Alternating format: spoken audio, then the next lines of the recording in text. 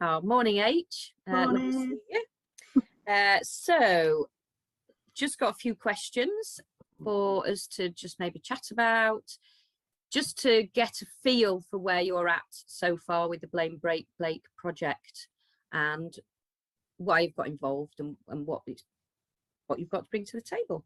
Yep. So, I'm going to start off with what makes you and your skills a good set for this event? What are you bringing to the stage, as it were? We like a punny question. Yeah, so I just think it's a brilliant idea. I love the idea that it's an opportunity for people to actually share their Blake inspired work, but also to modernise it and inspire other people.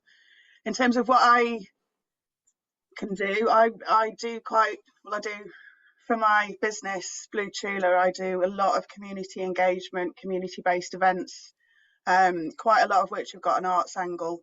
So I work very hard to engage people that aren't necessarily involved in these sorts of things very often, from the design, collaborative design, participatory design with people from local areas, but also bringing in different people that have got different skills to make events really work very well. And some of them are really focused around housing and regeneration, but quite a lot are just for the love of doing something in a neighbourhood. So I've got lots of skills to enable me to support that engagement work. I'm creative myself, so I'm helpful in the helping people to create their vision and understand what it is they want to do, but also very practical in terms of doing things like scheduling and organising and making sure everybody knows where they're going to be and sticking to the COVID rules, which has been a bit of a killer for everybody. And I've had a fairly recent experience of doing filming work with Buds and Spawn. Laura Holmes did a project recently which was Arts Council funded, and that enabled us to film some local bands in between the lockdowns, and that was a really good experience in how you actually manage filming and all the different elements to that, but particularly in terms of the safety for the event. So it was very safe and very organised and very well communicated, so that everybody felt that they were able to participate in a safe way. So yes, so lots of bits. I think I've got bits that are helpful. I did actually catch some of the posts that Laura Holmes put out on social media of the sort of build up to that. So not the actual filming, this kind of background, and yeah, you were there, and sort of the camera crew and all of that. So that it was really interesting to have seen those sort of elements come together and how that was created, but then to watch the events as well. So yeah, absolutely fantastic. Yeah, something you were involved in that. Yeah, something magical happens in between filming and watching, I think. Yeah, absolutely. So okay, so next question. Oh, I feel like that blind date thing. Next question to participant number. So what are your thoughts on the event bringing together Sheffield and countrywide creatives in the same intimate event? Well, I think it's great. I love it when local people get to showcase their talents, but also there's some cross-fertilization of ideas, and then there's people understanding that other people can be inspired by the same theme and the same idea from all over the country. And I think that gives the audiences a really good idea that we're kind of, even though we're disparate, we're kind of connected through ideas and themes and concepts. So I think doing both is great. It showcases our guys, but also allows a lot of those really inspirational moments where people just get it and come together, which I think is lovely. Yeah, I think that's probably it, really. Great, thanks for that. I do have that passion too. I love bringing people together who wouldn't ordinarily get that opportunity, because they're more, a bit not fringe, but because they're small and normally the budgets just aren't there to bring people together from Brighton, Liverpool, Sheffield, London. So I'm really driven to try and make that happen more often. Yeah, and I think Blake's a perfect subject, I think, because it does inspire so many different groups and so many, it's got, you know, he did so much and there was so many different ideas that he seems to fit into everyone's idea of themselves and England. And yeah, so I think it's going to be really interesting what people actually come up with through that theme. Yes. Well, I was just talking to somebody yesterday who's been working on some electronic ideas, it's sort of electronic music ideas. I don't want to say too much because I think it's going to be one of those things that when you experience it, it's just going to blow you away. So I don't want to spoil that. But yeah, Sounds I think good. yeah, it's just, I mean, already just the inspiration that as people approach me of things that they want to do, it's mind-blowing how different they all are. Yeah. Awesome. So next question. How do you think we can maximize creative engagement with the event? Well, I think you know, the inspiration that this sort of gathering creates in people, I think, is brilliant. But having workshops, I think really gives people access into just a comfortable place to explore something they might feel either very passionate about or just think, I've never done this, I don't know what I'm doing. It's really lovely to provide a learning environment in that sort of event where people feel relaxed and can actually, you know, just muck about and try stuff. You never know, we might discover the new Blake by doing that. So I think that's awesome. And having a competition as well, I think, is having that showcase opportunity enables people to really just like test the water in a safe space again. So I'm really excited about that because, you know, having done a lot of open mic type events when doing comedy clubs and stuff, that was always like you'd go through this like, yeah, they're not ready, they're not, oh my god, they're amazing, and it just gives so many people an opportunity to just have a bash. So those two things I think are really going to be very important.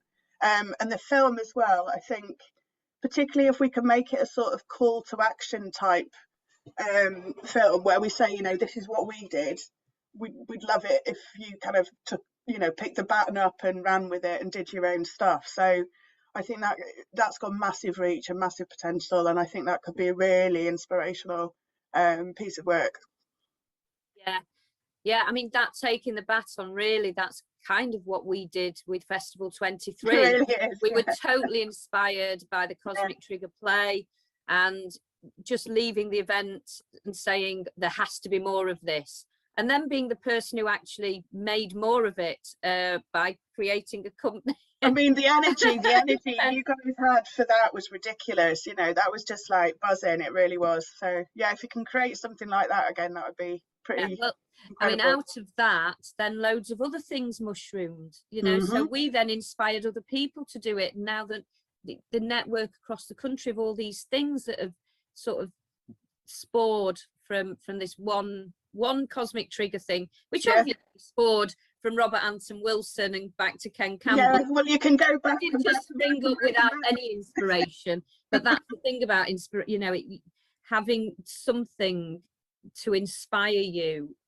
just is so good at springboarding you into areas that you just never anticipated being involved in, and feeling that creativity brings you inside is so healthy.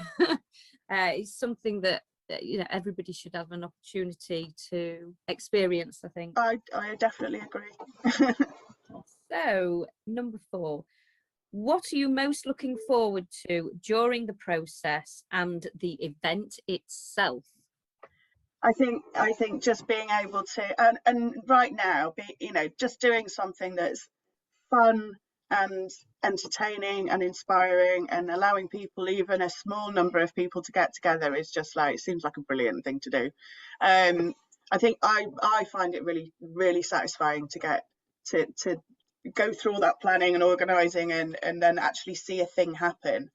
and it go well and people enjoy it, I absolutely adore that, and I've missed it a lot, so that's going to be great. On a selfish level, it's just going to be brilliant. I think I'm really looking forward to the competition. As I said, I love the idea that we can nurture some talent and give people an opportunity to actually have a go, and helping people find their thing. If we can, if we can even inspire a few people to do something they hadn't thought of, then it's that little, like, pushing people along a little bit and supporting them and helping them find their things. I think that's what I'm really excited about. Yeah, absolutely. Okay, so this is the final question. Okay. How could you promote the film, and what do you think I could do to reach maximum exposure?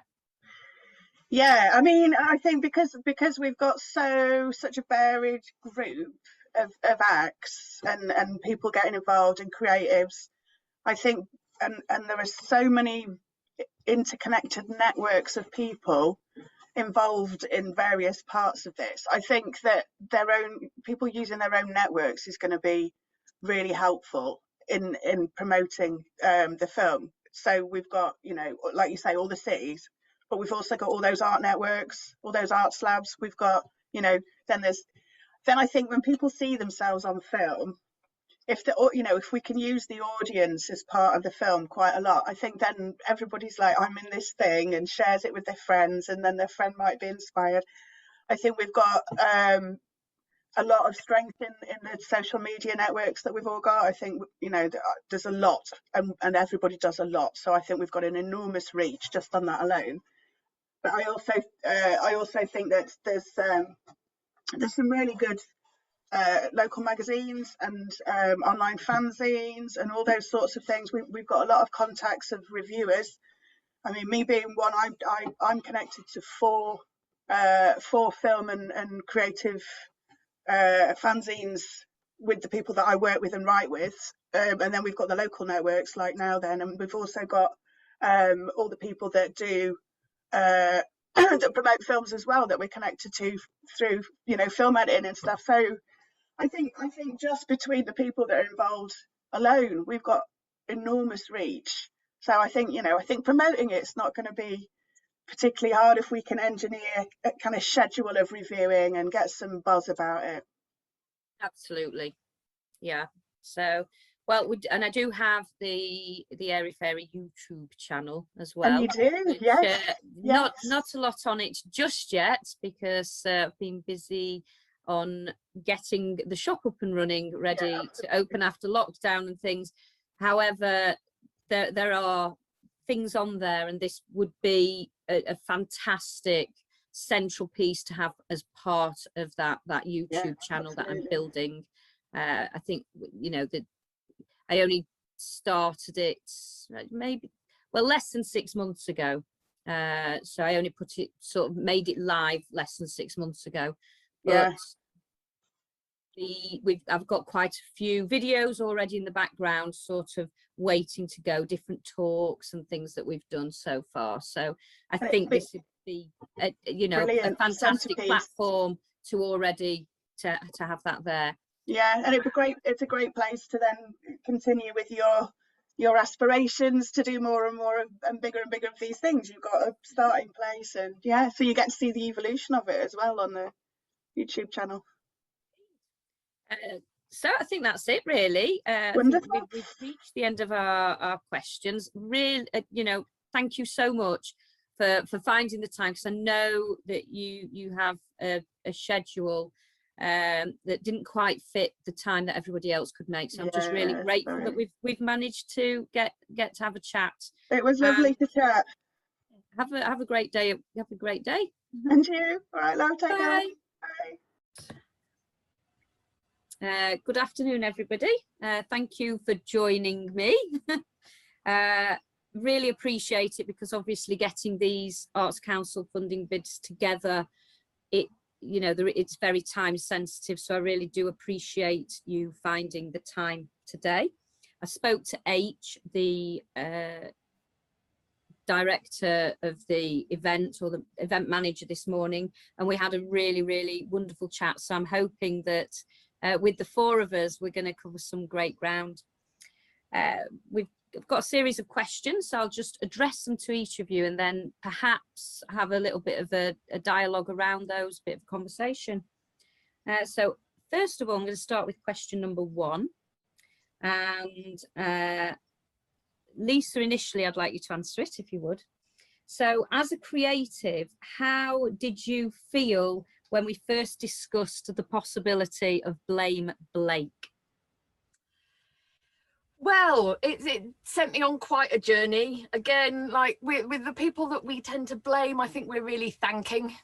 And so I shall definitely be thanking Blake. And it really made me think about my entire relationship with poetry.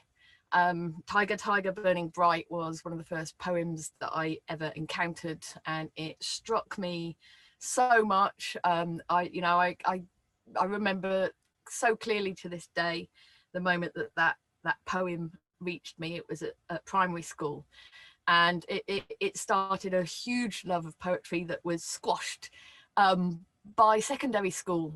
And I lost poetry for a very, very long time, decades, and it's been a long journey coming back into it.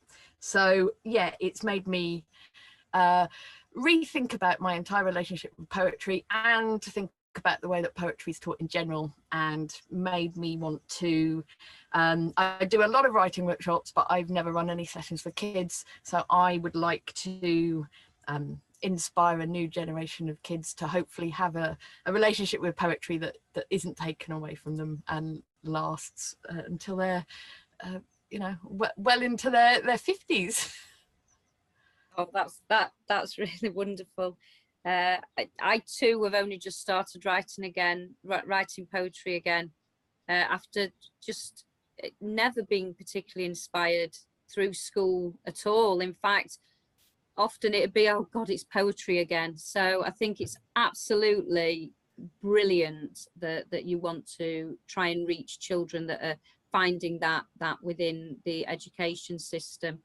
Yeah, I mean, obviously, I've had occasion over the last year, I've been homeschooling, and so I've been working with my 14-year-old son with poetry, and it's been, I've got nothing against Shakespeare, but I'm not sure it's the stuff of inspiration for 14-year-olds. So I've been able to introduce him to other poets that have inspired him, and so yeah, just hoping to do that for more kids, really. Excellent. Oh, I shall look forward to that. I hope I can come to that one as well as the adult one. So Wayne, same question for you. Yeah, I guess it first discussed the possibility.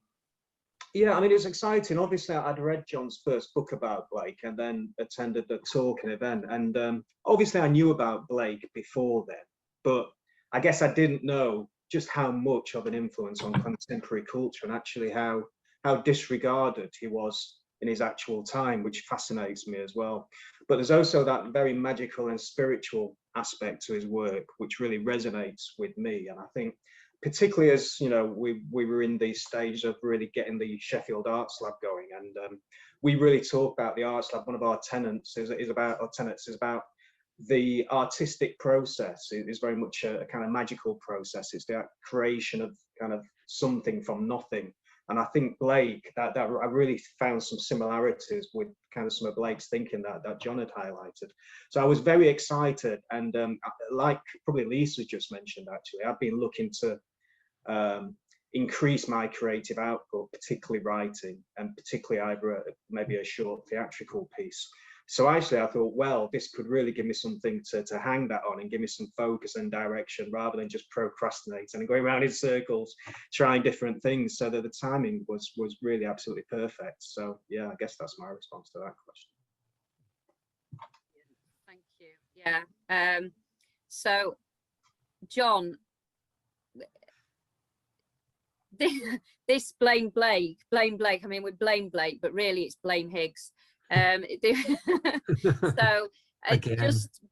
just one of those little Twitter sort of conversations we were having ended up turning into this event, which is slowly growing like a snowball rolling down a hill. Hopefully controllable, but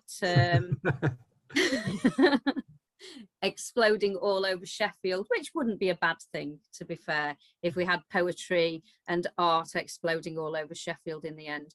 So the question I was thinking, unless you've got anything to add on the first thing, I mean, we've not talked since we had that sort of initial idea to maybe have you up and run a book launch, and then it kind of has turned into this new unruly kind of teenager bursting forth to sort of. It was always going to. That's always what it wanted to be. It's Blake. That's the energy. It has to be everyone involved, everyone being as creative as possible, everyone sort of coming together and sharing. It's perfect. Like what, like it's perhaps an original arts lab member, was William Blake. So the question I'd like to ask you is, what are you most looking forward to during the process and the event itself? It's the whole day, really. It's on a personal level. It's because I've barely been out the house since I was last in Sheffield doing that talk at Sheffield Library, just before the first lockdown. So it feels like it's bringing it, you know, full circle to be able to return and say, while I was away, I wrote this book, and now I can sort of tell you all about it. And the impetus to spend all that time and thought and energy thinking and writing about Blake, it's for many reasons, but a large part of it is just how weirdly unifying he is. It's obviously a very, very sort of divided time, a very divided country, and we sort of know all that. And there's no other figure quite like Blake who just appeals across all the social spectrums. You know, the Tory party will sing Jerusalem at their conference, the Labour Party will sing Jerusalem. Last night at the proms, they'll all sing Jerusalem, but so will, you know, the Fall or Billy Bragg or the Women's Institutes all up and down the country, the English cricket team. It sort of appeals to everyone. So it's not just left and right. It's like the counterculture and the avant-garde and the establishment. And also weirdly, it's like atheists and the spiritual and the religiously inclined. He appeals to both. Now, no one appeals to everyone like this at all. So for me, that's why we need him so badly. And I'll talk on the day about why I think he manages to encompass everything. But a large part of it is he just utterly knew that imagination and creativity were the key to sort of escaping from our mind-forged manacles and building a life worth living, and living in, you know, a paradise of our own making rather than a hell of our own making. And to do that involved people and people coming together. And he would say, the spider a web, the bird a nest, mankind friendship. Mankind lives in his relationship with others. It's that need to sort of come together. And it's been so apparent to me over all this lockdown, and I've been sort of in my house writing this book, just how important it is to sort of go out, get people together and share these sort of ideas. So that's what I'm in it for. That's what I want. And absolutely. I'd say that sums up so much of what I've done over the past 6 years, from the concept of starting Knotwork 23 and Festival 23. It was about bringing people together to be able to riff creatively together, in an opportunity that they don't ordinarily get. And that's sort of what I'm really passionate about. This is bringing people from around the country to be able to do this. And like you say, I mean, I can't quite say post-COVID times, because we're going to be living with COVID for a considerable time. We're learning to adapt and learning how that's going to look in our lives. And smaller bijou events make me feel a little bit more safe. I suppose, or it's it's something, but by filming it, obviously we can bring it to a wider audience as well. But you obviously put that so beautifully as well. Well, that's what I really love about your work, Anwin, is it's just this real sort of grassroots sort of organic people sort of coming together. And Blake, he had that real, I mean, he was punk, 200 years early, essentially. He didn't, need permission to write and publish books. He just did everything himself. It was that real DIY spirit. He didn't need the establishment to allow him to write these things. He just made them, and he made them for himself, and he made them for the art of it. And I sort of recognise, a lot of that in what you've been able to grow. So I love all that. It's brilliant. Yeah, and I guess just building on both of the aspects, bringing people together during, I guess, difficult times, plus that DIY aspect.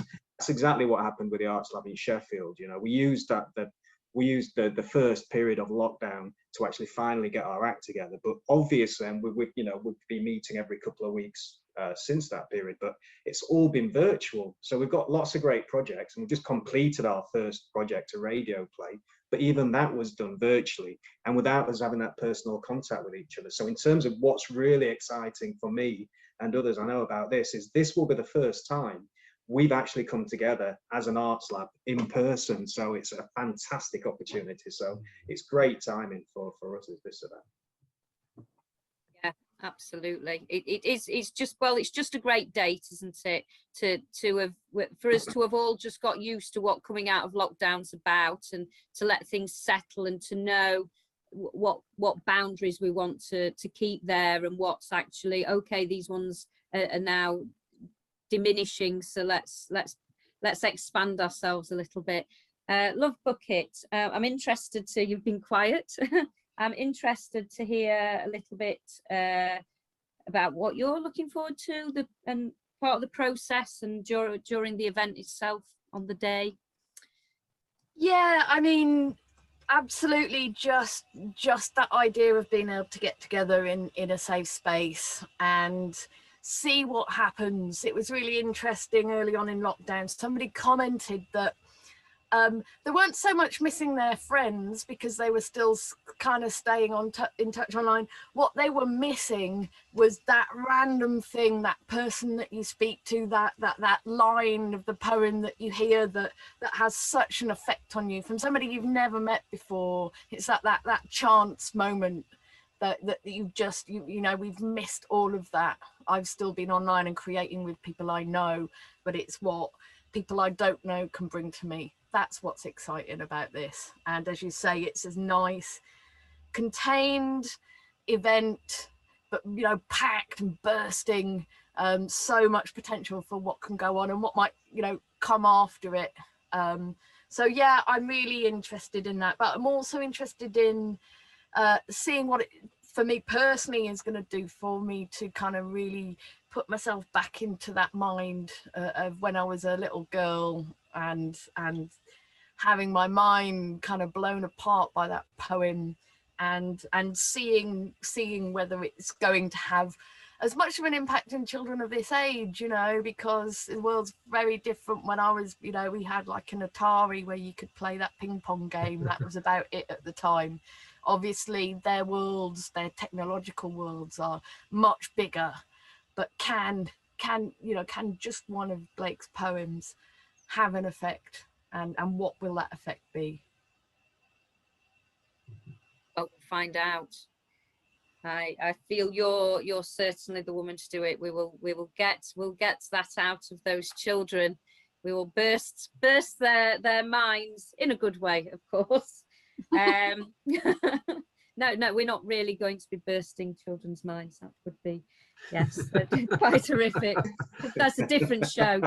I have to say, my boys are a big fan of that moment in Dodge 'em Logic where Alan Moore's brain gets blown. Instead of the orange, yes, I know that. Instead of the orange. Yeah. Oh, so question number 4. I think you've touched on this a little bit, Wayne. What makes you the most synchronous fit with this event? Why did it choose you? So what are you bringing to the stage, as it were? Literally, in fact, bring it to the stage on this occasion. Yeah, as I say, the timing is absolutely synchronous as anything, really.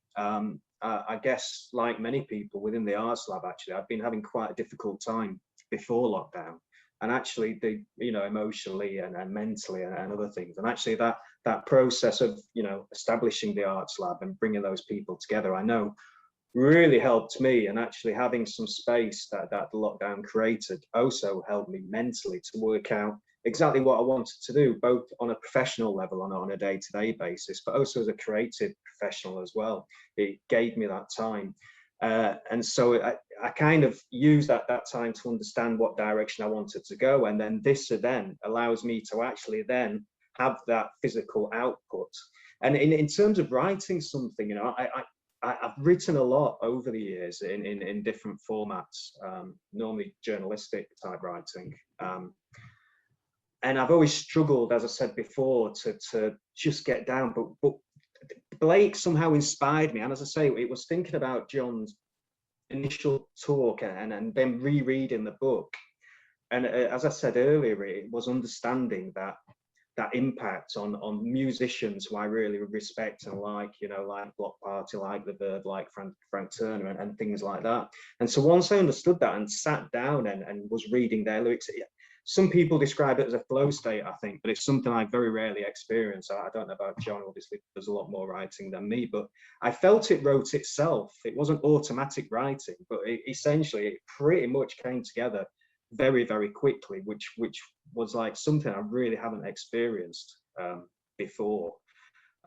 So, you can call it synchronous or whatever, but how, I didn't consciously go through a set process. That process kind of took me somehow along, which I don't know how better to describe it than that, really, but it was a wonderful feeling. And in terms of helping me, in terms of helping improve my confidence and improving my emotional and mental health, that process actually, was very rewarding and actually positively contributed to that. So hopefully I can continue in that vein and bring the finished article to the day, which I'm now confident I will be able to. So sorry if that answer feels a bit rambling, but that's generally I've tried to describe, from the initial concept to kind of how I got here, really. Yeah, and it was a very organic, very strange process. I don't know how better to describe it.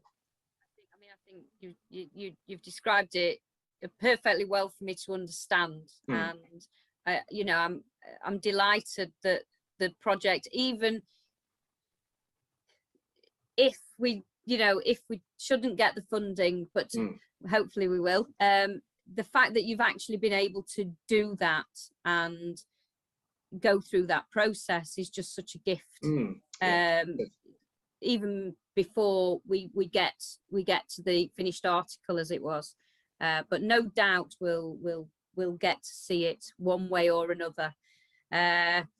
So has anybody else got sort of anything that they wanted to add on that kind of theme, sort of the process, or shall I move on to the next question? Next question it is then. So I suppose this is just a general question for everybody. So I'm going to kind of address it to everybody, if you could all have an answer. I think one of the things, the idea of having the film so that we reach the widest amount of people. So obviously because of COVID restrictions, we want to be really safe. So we're going to keep the tickets. We're just working through that with sort of the fire brigade and the council at the moment as to how many tickets we think that would be reasonable. We're looking at probably 75 for the space. So that's 75 people from wherever, local area and beyond. And I've also, she spins off, had the idea of maybe extending this over a few days, not necessarily with everybody present, but if a lot of people want to come and are inspired to create something, that we could actually run it over a few days and just repeat it because obviously I own the space. I don't have to hire anywhere. There's nothing I particularly have to do other than turn the lights on and staff it beyond day one, once we've got all the structure in place. So it might run a few days, so it might open it up to more people in person. But if that dream doesn't fulfill, so that's not part of the Arts Council bid to do it more than one day, that's something that I will do off my own volition if the opportunity arises. The film and the podcast are really things that are going to take it to as wider audience as possible. So to show people what we've been up to help inspire people, maybe inspire people to do similar things in their areas. You know, this is, like John said, DIY, it's quite grassroots. You know, we need a bit of funding to accomplish certain areas of it. However, it's not an enormous amount of money to be able to put on something incredibly special and then get it out there to inspire more people and to give people some entertainment from all the creativeness that goes on. So my question, massive long question, my question is, what are you going to do to help us promote it? To help promote the film, what do you think you can do? Yes, Love Bucket, you may go first. I will answer that, but I kind of wanted to come in slightly on other things you've touched on there. I think of all the lessons I've learned in lockdown, one of them is that actually for some people life is kind of like a permanent lockdown. Some people aren't able to attend events in person for whatever reason, and so I'm really, really keen that we keep broadcasting events live and online, subtitled, so that if you can't get out, for whatever reason, you're still part of it. You're not, as everybody else gets their freedom back, you're not left behind. So I kind of hope that we can do some kind of live stream on the day. And yeah, when that turns into a film, I think the fact that we've actually broadcast it on the day will bring us interest to the film itself. And of course I will broadcast it to my local network, and maybe we can have like a screening down at one of our arts venues, something like that. That would be great. That would be absolutely excellent. Thanks Lisa. So John, Wayne? Yeah, it's about bringing awareness to it. For me, obviously, I've got a book coming out, and I want to launch the book, and so I think defining this as it's either its northern launch or its real life launch or something like that will be a big thing I can sort of plug on my newsletter or my social medias and the people who know all my previous works and stuff like that. But it's a lovely balance to it, because when the book is coming out, which is end of May, nothing's really open up then, so we can't have a live open launch at that point. So what we're doing is we're doing a thing with the British Library, an online streaming sort of thing with Robin Ince and Selena Godden and a few other people, and some real Blake manuscripts. It's going to be quite amazing. But it's very much about the establishment. British Library's the establishment. It's in London.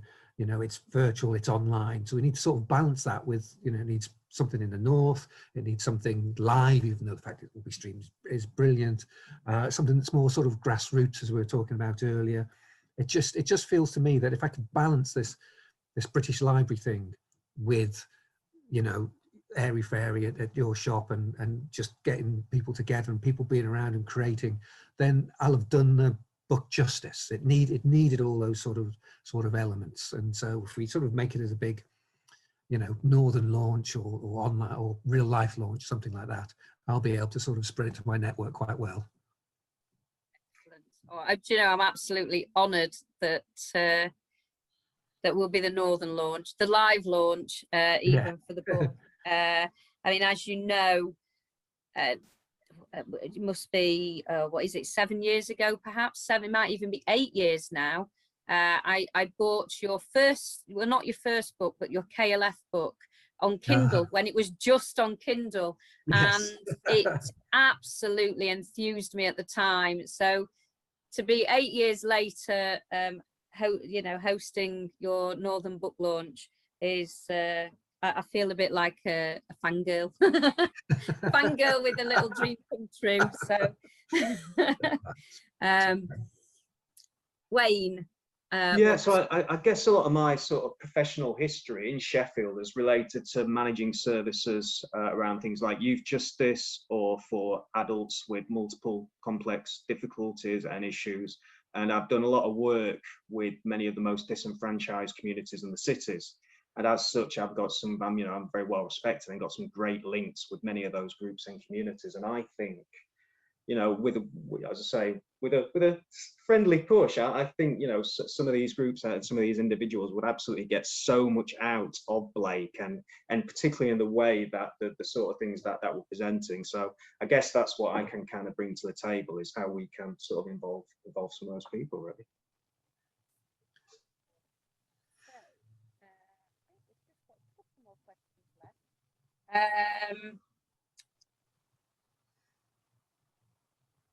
So this one's for Lisa.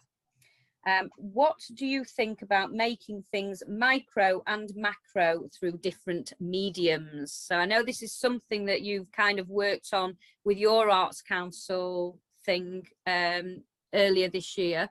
So that's kind of directing this at you. You've got some experience of this. So tell us what you think, Lisa. Yeah, absolutely. I mean, my project is 15-minute interviews. They're tiny, but some of them ran longer, and there were 232 people involved, so we've made like a 60-hour-long documentary of our local art scene, and each of them stand in their own right, but together they're mighty. It's been brilliant for people here to see how strong we are in number and spirit, and it's been brilliant for people outside of Teesside to go, wow, I had no idea. We had no idea.